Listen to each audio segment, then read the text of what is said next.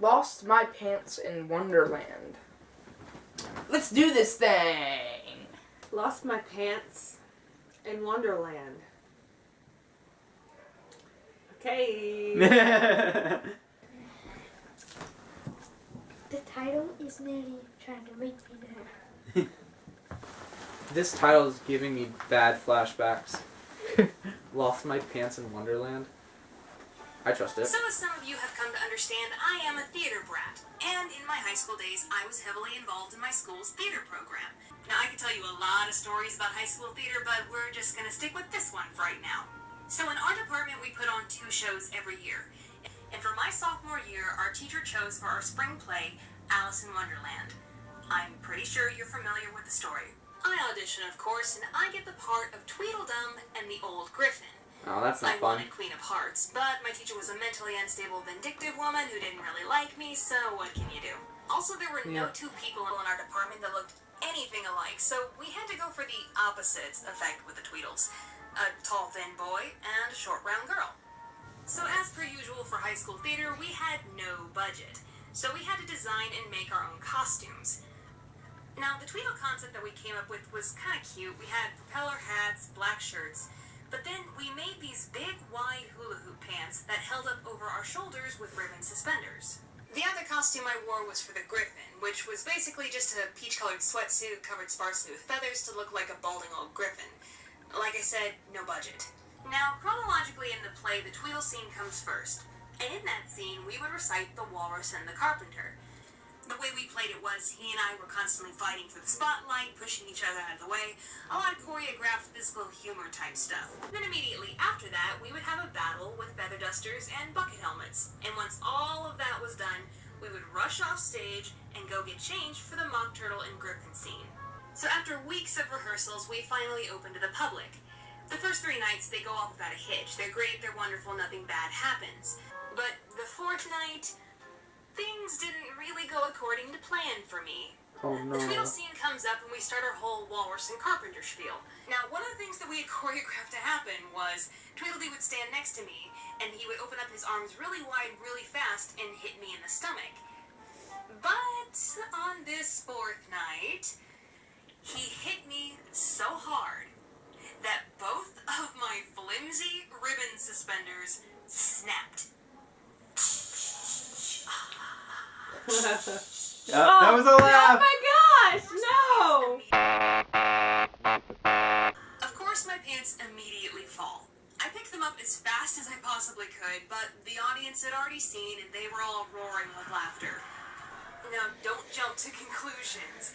Nobody actually saw my underwear because I was wearing the Griffin pants underneath. But also keep in mind that the Griffin pants were peach-colored.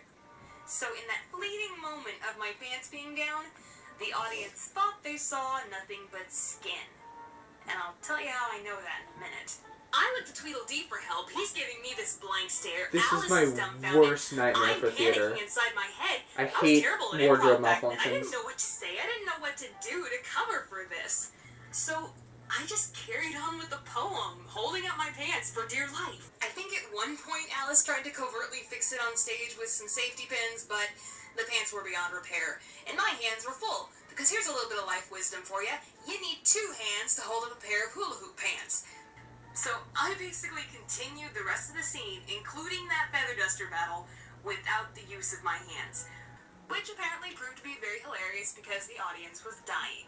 Anyways, I make it off stage in one piece, we finish the show, nothing else happens. And then afterwards, it was always our tradition to go out into the lobby in costume and talk to the audience as they were leaving. So I'm standing in the lobby in my Griffin costume talking to people, which was nice because it kind of felt like I was in disguise. Like, nobody will know I was Tweedledum. Nobody will know the disgrace that I have brought upon my family.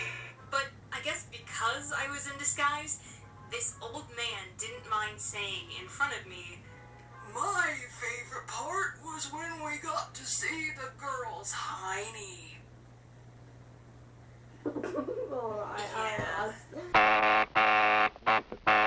Yeah. Creepy. Very creepy. Moral of the story: don't use ribbons to hold up your pants. What kind of moral is that? Oh, I saw a laugh there. Moral of the story: don't use ribbons to hold up your pants. What kind of moral Gotcha. is that? You did it. I'm just having these like Vietnam flashbacks back to theater last year, and it's sorry. It's fine. You're so close to like losing at the very end. You did it. I did do it. That was hard. Harder than I expected. Yay! For some reason, that was the funniest one I've ever seen. What do you want to say to the people who managed not to laugh at this video? Nothing. Great job.